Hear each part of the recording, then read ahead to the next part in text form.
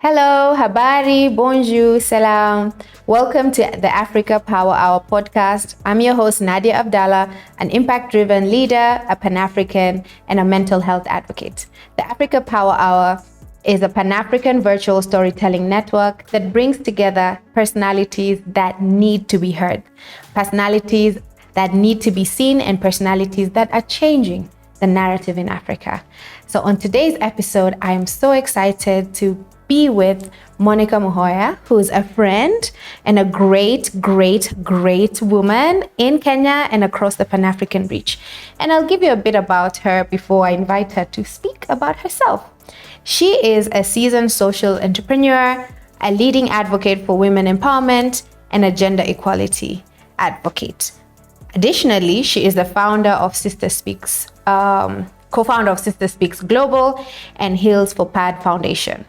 Monicah has been at the forefront of addressing period poverty, creating safe spaces for dialogue, and advancing gender tech solutions. Now, I'm going to stop there because I'd like Monicah to really tell us about who she is, what she does, what she loves, and most importantly, one interesting fact about herself.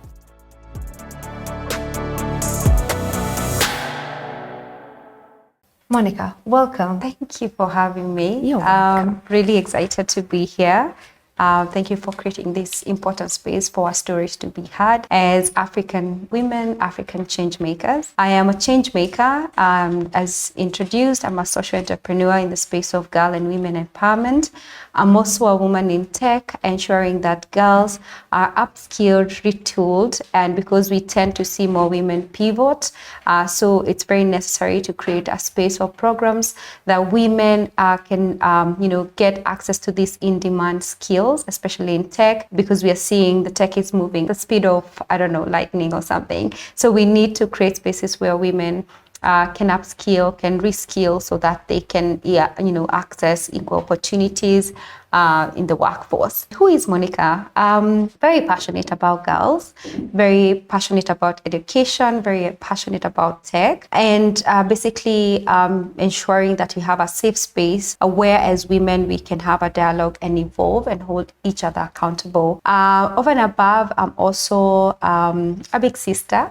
So as you may understand, first daughters, we are very responsible and we are so much is put on our shoulders. So I tend to be a big sister in each room that I walk into, and ensuring that at least I leave that room better than I found it. Fun fact, I was the only girl in physics class in high school, but unfortunately I dropped off. And another fun fact, I did not eat meat from age 6 up to 18 years. Oh, nice. For some reason, I had some allergies, so I don't know what happened to me, but now I'm back to eating meat. Love it. Thank you so much, Monicah, for being here. So I'm going to go into this in different segments, and I want to start off with your journey and leadership. Can you share a personal journey? Because there's tech, there's telecom, and there's startup industries. So what inspired you to be in those industries, but then to also transition in the different places? How far back do you want me to go? Well, in my leadership journey. Where you find it convenient and important. I feel the seed was planted when I was in high school, when I was given the role of a dormitory captain. And I remember then, and when I was serving as a dormitory captain, something happened in my school a year before, where people got rowdy because of different issues that were not being heard within the school community. This dormitory ended up being banned. But when I was given this role, it was so much for me. You're responsible for the entire new building. You're supposed to enforce all the rules. And now, as you can see me, I'm very petite. So leading a population of 1,000 girls was not a small feat. So I feel like that's where the seed was planted. Number two is when I transitioned to telco. So I worked in the, telecommunication, used to work in one of the big telcos that we have, but in the distribution space. So distribution of airtime and managing different products and ensuring the uptake is good, particularly out of town. Like we'll do activation in Nakuru, activations in Mombasa, in Nakuru. So I was somehow leading the mobile data product.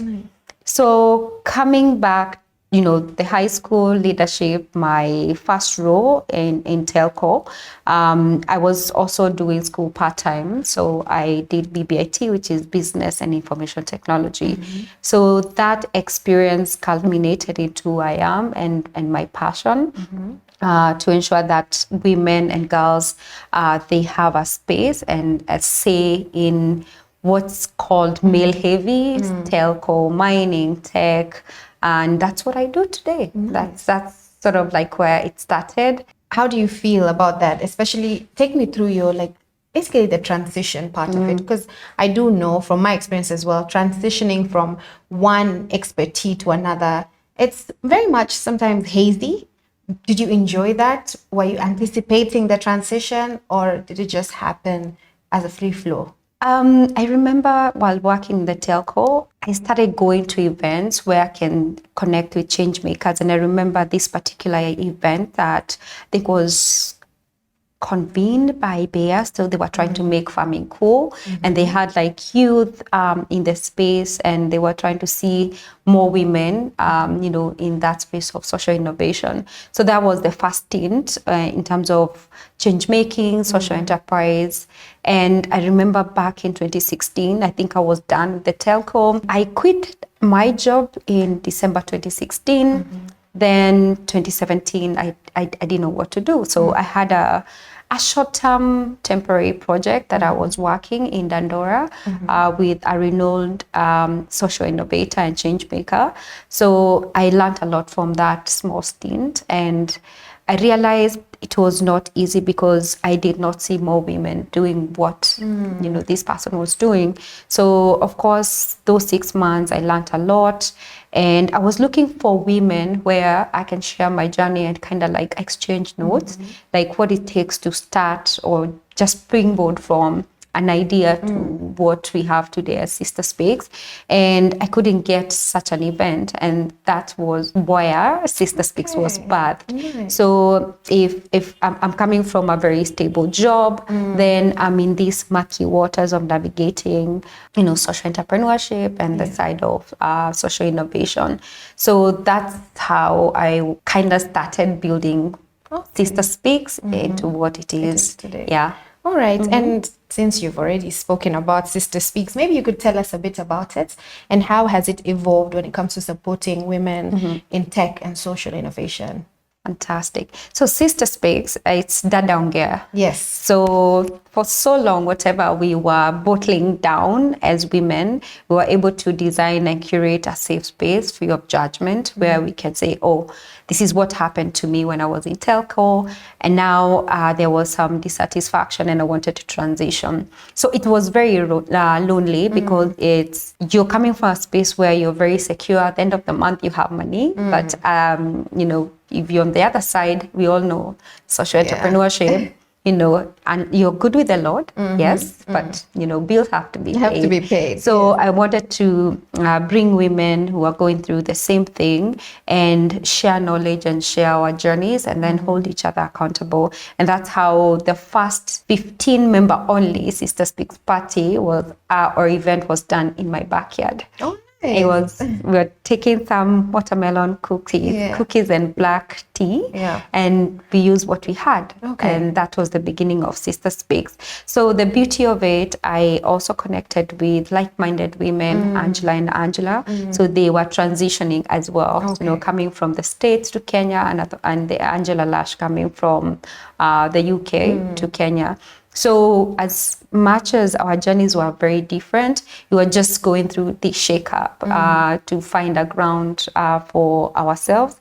So that's how we came together as co-founders, and we have continued for the last 5 years to curate this niche community for women who are looking to have a solid community. Say, for example, if you're shopping for a community in women in tech and innovation, you'll find that in our community. Okay. If you're looking for women who are in health, in education, you'll find them in our community. Nice. Yeah, Love it. That's how it started. Nice. And how has Sister Speaks evolved you as Monicah? 2019, I didn't talk about the transition between 2017 up to where we founded 2019. So 2017, 2018 was just trials. You found one business, you try, you do business with friends. Some of them don't pay you. They're like, yeah, I'll pay you when I get a job.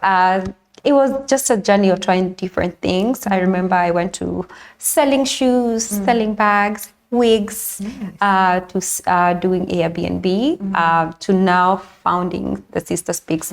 So I feel like these small stints of entrepreneurship sort of like informed this big decision to start Sister Speaks. And I owe to Sister Speaks the community of women that I have met, the skills I have garnered, and definitely where I am as a person, as Monicah, because I've used the tools and the values of what Sister Speaks is to build who I am and extend that to the community that we serve. Okay. Yeah, in so many ways, I feel like Sister Speaks has made me who I am. Absolutely. Like I'm a perfect persona of who Sister Speaks is meant to touch and build. And if you can describe Monicah in 3 words, who is she? Small girl with big dreams. Okay. I'm an empath. Like I feel intensely. Just a girl who sees the wide open gate where, you know, life can be expansive, life can be great. And I see that for myself, even if people that came before me didn't do that because of different things from trauma, lack of exposure. I'm a girl who will live a big life. And bring other girls before me and other sisters like you with me. Till we explore what's possible. Nice. Amen. And I love that. Yes. And as we talk about Sister Speaks, and I'm asking this because I know of it, you have an initiative, Heals for Pads. Yes. And at the beginning, it talked about how you're an advocate for period poverty. Could you first talk to us about period poverty? What is it and why is it so significant for you? The magnitude of period poverty. The things that we've seen, the things that we have had since we started. So the coining of Heals for Pads happened in May of 2019, where we learned that there's an international day called International Menstrual Hygiene Management Day, which amplifies, lack of access and the gaps around, education, proper supplies and products for women and girls that curtails them from either going to school or participating in economic development. So I actually didn't know there was a word for this, for lack of menstrual hygiene products, until now in 2019 when we started our campaign. And we were not the first people doing, advocacy. If I can remember very well, if you went to some malls, you'll find people with a paper and this tin where you're told you can donate. And I knew they were part of, the bigger picture, the bigger movement where all of us are working towards menstrual equity. But for us, we wanted to see what can we do different. And that's how, you can donate your high heels through storytelling. We call them tools of hope for girls to stay in school, and women from low-income communities can be able to achieve, their economic empowerment. If they have the right products. Okay. And how has the initiative transformed, especially the spaces you're in? I know you have their schools as well. So how has it really transformed tackling that issue? It's been transformational. Number one, when I encountered period poverty, it was through a street girls connected, street girls and women who are in a program that I used to volunteer.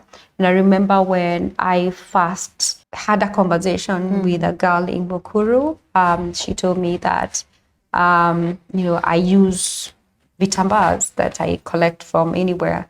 And she has actually mastered how to go through her menses with just that one kitamba. So for me, I couldn't wrap that idea of knowing how to survive without period products.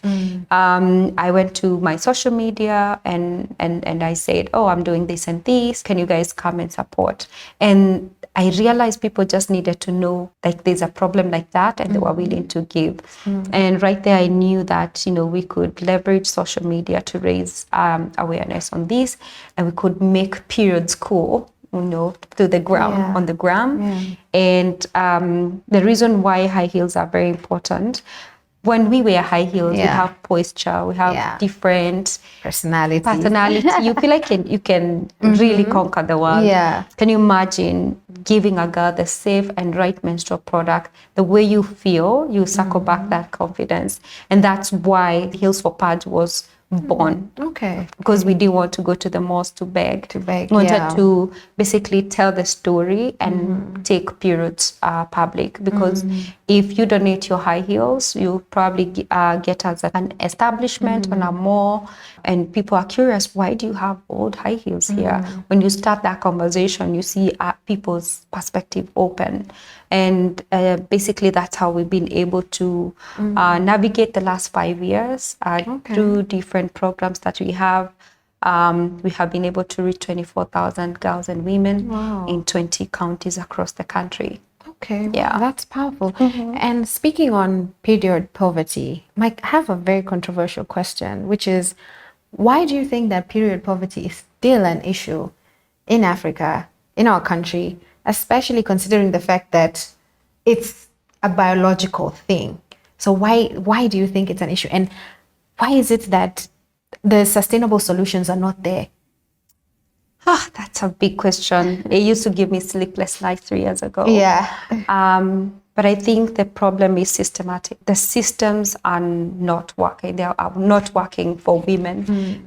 Just earlier today, I was in a forum where we were discussing about, gender lens investing in business and how that can impact and bring about gender equality. And someone quoted that it would take 270 years to achieve gender equality. How crazy is that? 270. Considering the fact that our country alone, we have 1% more women than men. Wow, it's crazy. So I was like, I'm trying to wrap my head around that. But also, there's a question of data. Whose data inform those statistics? So it could be the global minority, but also the magnitude of our problem is probably never going to be achieved. That question, I think it goes back to the people we've put in position of leadership. So if we are talking about, we have an independent policy that's actually want to recognize menstrual hygiene and management as a human right issue. I believe Kenya is the only country that has a policy like that, but the implementation is... we cannot even go there. Number two is, I think, the way we approach interventions around period poverty. So we have to start with data and work backwards. So like today I was battling this thing of like, how much do a girl, or how much in my lifetime as Monicah, since I started my period, how much have I used? Wow, I've never thought of that. If you ask yourself, who benefits? Who makes the period products that I have been using? Mostly it's not a Kenyan woman. It's not a Kenyan company. Not even African. And no, African. So I feel for us to achieve that, it has to be our solutions, because it's our lived experience. So I will share something very personal to me. I have something called PCOS. So basically it's a menstrual hygiene or hormone related disorder that deprives me of having normal periods, 12 periods like any other normal woman. So what does that mean? I experience 6 to 7 periods. That means it's an healthy indicator, like something is up with me. I have the muscle to go to a good endocrinologist, to go to a gynecologist, and they can diagnose, though I had to go through 8 or 9 so that it can give me a diagnosis. Yeah. So imagine how many women and girls can afford, say, even 200K for that. Yeah. So I feel we really have to sit down to have this conversation because the problem is real. Yeah. It's real. It is. We have gone to Turkana, we've gone to Samburu, we have gone to Moyale, Marsabit. The problems about, challenges around periods, they are fragmented, first of all, because the way a girl experiences periods in Marsabit is very different from Turkana to Nairobi, because we're talking about the same, say, for example, it's a super product. Yeah. So, but it's 40 degrees in Marsabit. So we're talking about comfort in Nairobi. Yeah, I'm wearing the super, but I'm comfortable because, again, temperatures are okay. So it ceases to be a problem of just giving the girl a pad. It's not a pad problem anymore. It's also comfort. Their dignity. So I think we just have to sit down and have a very honest conversation as us, African women, as the players within the menstrual hygiene space, and holistically to look what can we do, because we can't be in 2024 and talk about period poverty. We can't. And where they are both serving people food. We tend to sound like a broken telephone, but at the same time, it's quite unfortunate. But I do believe, I was talking to another guest today, and they said that we have to look at ourselves as a pebble in this world, where even your smallest impact can make a change. Absolutely. So, our policies are perfect. Our leaders are not. Far from it, intentionally. You guys are doing the damn thing. Thank you. And I think you should be proud. And I've seen you, and I've gone and seen them. I speak to them. Monica is a personal friend. I've seen the work that you do, and I think it's amazing. Thank you. I have a question on the same topic, and it's more of as Monica. So a lot of people usually ask me, why is it that you never champion for period poverty and also be part of the change and everything? And I usually tell people, I believe that there are a lot of women already doing it. But I want you to talk to the ones who want to do it, but still have the same mentality. They are scared that there's already a lot of work in it. What should they do? Should they go into it as well and work with it and do it? Or should they just sit back because the likes of Monica and others are on the journey? I'm going to quote outdated research. Okay. That says 65% of women and girls in Kenya do not have access to menstrual products. Calculate that in your head. I mean, they didn't come to me when they were doing the research. So in my head, I'm like, okay, if it didn't touch me because of my maybe social bracket or status, and perhaps they didn't come to you, data is where we start. Number one, we have to be honest, the magnitude of this problem. Then we see this has been done from 1900. It's not working. You're talking about tech. There's so much innovation happening. How can we think outside the box in terms of solutions? So we have stopped talking about pads, right? How do we talk about information? How do we talk now about the whole, menstrual journey? Because it starts from the moment that my body is going through the hormonal changes. You go through your premenstrual symptoms. So who tells a girl she's not crazy in a classroom because she cannot concentrate? Number one, probably she doesn't even know what's happening within her body. So can you work in that space? Number one. Number two, in terms of products, are there people who can genuinely come up with African or Kenyan solution in terms of period products? The one that serves a girl in Marsabit, the one that serves a girl in Nairobi, the one that serves a girl in Kisumu or Mombasa. Human-centered, designed products that respond to a specific group of women. If people are able to do that, that would be great. Then tech is here to stay. Yeah, definitely. Tech is revolutionizing everything. So if you're talking about period products, you don't have to take to a teacher or the donation. There are things that we are doing as Heals for Pads, installing pad dispensers in school. And we have empowered girls enough to know that, this can change your life. Basically, it's hassle-free, less human interaction. Then she knows where the dispenser is. She has her pad ATM. She can go there and dispense her pad. She has education. Then she knows how to dispose. So if more people can come and invest in this kind of end-to-end menstrual management system, that would be great. And then the disposal, this is another niche. We're talking about climate change. I don't have the specific numbers in terms of how many years a sanitary pads take to actually degrade. Yeah, I think it's more than 10,000 years. I'm sure. I don't have the right statistics, but if people can come up with innovation in that space, that would be great. The last part is information. We're talking about, AI. It's here to stay. Talking about data science, machine learning. So how can we come up with, wearables that can help a girl in Masabi when her basal temperature is changing? That's an indicator that you're almost ovulating or your periods are close. There's so many moving parts when it comes to tackling period poverty. If someone wants to come, let's collaborate.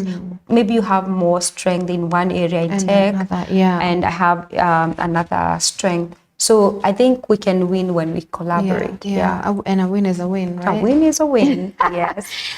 So let's go into advocacy for women in tech and climate resilience, because you've already mentioned it.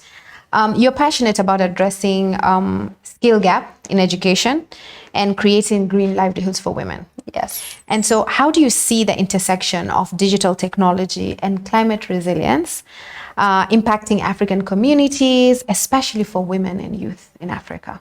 So in another capacity, I work as a NEDTech digital learning consultant.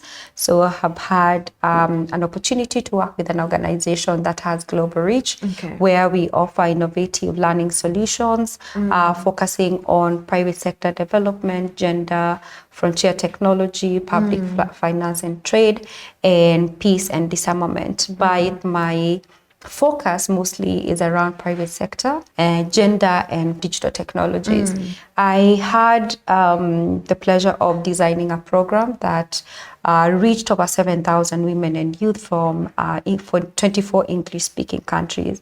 So it was, skilling people from foundational or fundamentals in tech or in digital technology, all the way to where we are in terms of emerging technology like AIs and related technologies. On the side, I've also had the opportunity to work within the green livelihood, green job space, where I was also helping over 1,000 women and youth from Zimbabwe, Zambia, and Tanzania. So these are very different environments when it comes to the conversation of climate change. So Zambia is very big on mining. Zimbabwe is it's more like hybrid, where they have the minerals and they have the farming. And then Tanzania is almost like blue economy and of course the aspect of farming. So we were looking at how do we strengthen food security by greening existing or new ideas. So we were looking at from how do youth and women understand climate trends within their own communities. What do you understand with climate change? So once we have that layer figured out, then we'll come up with hackathon or boot camps, where, using the skill that you have earned or gained, how can you apply them in a hackathon? So we had themes from mobility, inclusion, food security, and stuff around employment. So if it's in Zambia, there's also this concept of cassava. It's a drought resilient crop. And apparently recent research shows that cassava can purify copper. Oh, wow. I didn't know. Even I didn't know that. Yeah. So there's a lot of things happening there. And of course, when you think about mining, you don't think women work in mining, but they are part and parcel of that ecosystem. So that's in a nutshell, the overview of some of the projects I've done. But most importantly, I think my role in digital skilling and upskilling was to ensuring that we don't close the door for women 35 and above. We have seen so many programs that come to Africa. They say youth is basically under 35, but statistics show women tend to pivot a lot. Number one, it could be because of childbirth or, caregiving. So if I have that gap and, the world did not wait for me, I might need that reskill so that I can pivot to a different, sector, or I can go get a promotion in my existing sector. Yeah. So wanting to see how can we also shrink the gender divide when it comes to technology. And of course, we know the emerging technology is not factoring Africans, but we are the biggest consumers. Exactly. So how can we have more African voices in AI modeling, machine learning, and all these things that we are seeing coming our way? Okay. So my role in ensuring that we stay up to date with the skills that we need as the landscape evolves. Nice. Yeah. And I mean, girl, I'm sitting here and I'm listening and I'm like, oh my God, she is really busy and doing a lot and in the right sectors and in the right conversations. So I can't help but ask, how does Monicah ground herself? Wow, that's a heavy one. Yeah. I am grounding myself after a very fast. When it comes to short-term programs, it's like you're on overdrive. Yeah. So last year and a better part of this year, it was really bad. I didn't have a balance. Okay. I was even sending emails at 1 a.m. Yeah. Again, I'm juggling consulting and entrepreneurship. Yeah. I think something I didn't mention, I also have a thing that I do on the side. Yeah. It's a HMO, so basically it's a health management platform where people like me who has PCOS, endometriosis, we can come together as a community and we share, say for example, our experiences. Say for example, it took 8 gynecologists to tell me, That's crazy. You're actually a typical PCOS case, but what they were doing the whole time was giving me pills, but no one told me this is what you have. Yeah. So I've connected with other women who have more or less similar journeys, but we are trying to figure out what can we do together. So I founded a lab, it's called Kike Health Lab. Nice. So just a community for women going through the same, and it removes the barriers, entry barriers to healthcare when it comes to PCOS and in all these diseases or disorders around sexual reproductive rights and health. So that community has really helped me. Because number one, you have to check in on yourself. Because when your hormones are whack, your cortisol levels, you're basically not performing at optimal. So I found a community where, we can do breath work. I also ground myself with food, healthy food. Yeah. I love, like cooking is therapeutic to me. We're together on that. I walk a lot. I like to go, sometimes with my earphones, sometimes without, and just walk and just reconnect with myself. Or switching off my phone on a weekend and just staying indoors. That's some of the ways I unplug. I also love drives. Do you drive by yourself? Yes. I hate driving. I love drive. Yeah. I hate driving. So I love driving. I need to come to a middle ground somewhere. I love driving and blasting music and just being with myself. With yourself. Some of the things that I do. And I'm very big on therapy as well. Yeah. Yeah. And it's important because I asked you why you ground yourself and you mentioned something very interesting. You said you found yourself sending emails at 1 a.m. I mean, I found myself at some point just like that. I remember I was even sharing it. And then I realized, I'm like, you know what? This is not how we're going to live. It's not healthy. It's not healthy. It's not. And so it's like, I know after this time, that's it. You want me to answer anything, you have to wait until tomorrow. And that's why I asked you, why do you ground yourself? Because if you ground yourself, because a lot of women don't do that. And it's because we're in such a fast-paced world. Absolutely. We want to secure the bag. We want to look good. We want to be healthy. We want to solve this. We want to solve that. So, girl, kudos on that. Thank you. And speaking of which, you are, mean, as I said, in all these sectors that you're in, what is the one thing you wish you did differently? It doesn't matter which age you're at or where you're at, but if there was one thing you could do differently in your career, what could it be? I wish I said more no's than yeses. And why is that so? Women have a tendency of overstretching ourselves. Yeah, we do. And again, I'm a first daughter, so people pleasing is in my skin. It is in our DNA. So coupled with that, being a woman, a people pleaser, firstborn, carrying the weight of the world, you tend to say yes to even things that don't matter to you. So I wish I said more no's than yeses. Okay. I wish I slept more. Yeah, well, girl, you can catch up on sleep. I wish. I'm trying to stabilize my sleep routine. What else? I wish I attained my master's degree earlier on. Okay. Because right now I don't have space for that. I started, then I stopped. You stopped. Yeah. So if you have these opportunities as a woman, go for it. Don't wait. Don't wait for if your partner is ready or just do it. Yeah.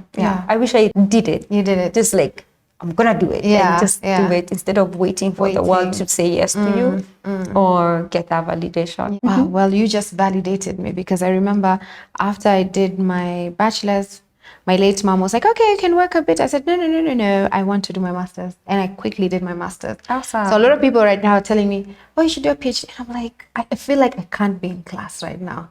Like, I feel like I can do other things, including chilling and relaxing. Yeah. So rest is productive. That's another thing I've picked. Rest is productive. It is. Yeah. Okay. And so I want us to get into future vision and impact. What is Monicah's future vision? In all these fields that I'm in, I sort of see myself as a system thinker. Okay. So how can I use system innovation to bring about the change that we want to see? And I think people have started looking at social impact differently because they can see that, there's a shift, lives are being changed, and I have this new thing on me. Like, I started to look at, I call it Triple H. So how can I use the Triple H theory to bring the change that I want to see? So basically, H for head, how do I really bring this, I magnify this period poverty situation, people to see that it's actually real. It's not a part anymore. It's not a part conversation. It's a dignity conversation. And then when you get into people's heads, how can you change their hearts and perceptions so that we can now use our hands to act and bring the change that we want to see? It's something that I want to embed in my innovations and the projects that I'm involved, and to see whether it can work. Number two, tech, of course. It's really changing the way we are doing things today. I see myself building maybe like big initiative within the existing project that we have at SisterSpeaks and Heals for Pads and Kike. But on a scale, I want to continue doing what I'm doing, ensuring that these programs that I design give more women opportunities in tech, and translating, not just, skill them to connect them with jobs, or to create a space where they can be able to create the jobs themselves. Because we have incredible brains in this Africa. We do. And we just need a room and space and our voices to be heard. Exactly.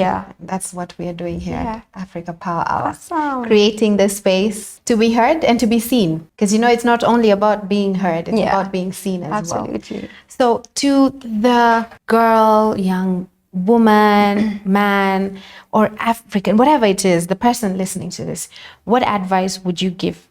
Would you give them when it comes to embracing technology for sustainable change? Technology. You wake up the following day, it's changed. Kavitha. I think the most important thing is to orient yourself with what's happening. That's number one. Stay up to date.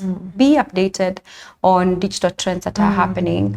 And I think also separate yourself from thinking tech is, code. There is the other side of non-dev non-development, non-coding part of tech. If you're not into coding, you can explore that side of tech. Basically, if it's machine learning operations, that's how you can be able to have an entry into AI. If you're looking at also growing a career in AI, you can be at in data. You don't have to be the one generating data, cleaning data, but you can play a role as an analyst, making sense of this data that is now modeling the AI models and languages we see. I always ask myself, if it has been done, that is not a superhuman. Yeah. So if it has been done before, you can do it as well. Yeah. So just see yourself as being capable of being in that space and doing what you're doing. Do it. Okay. You're a system maker, a system thinker. You're so diverse, and I love that about you. And then you're so poised and calm, which I love. So I'm guessing this is from grounding. I need to start grounding. Like, I don't know, walking on grass and doing all this. I ground myself by sleeping, and watching Netflix, honestly, which I know, animations ground me.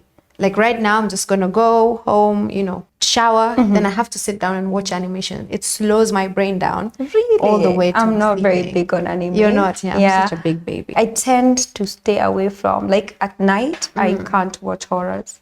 Oh yeah, I can't watch horrors during the day, girl. Yeah? I like happy trash TV. Yeah. Yeah. Is that happy trash? Happy trash. Yeah. Good trash, happy TV.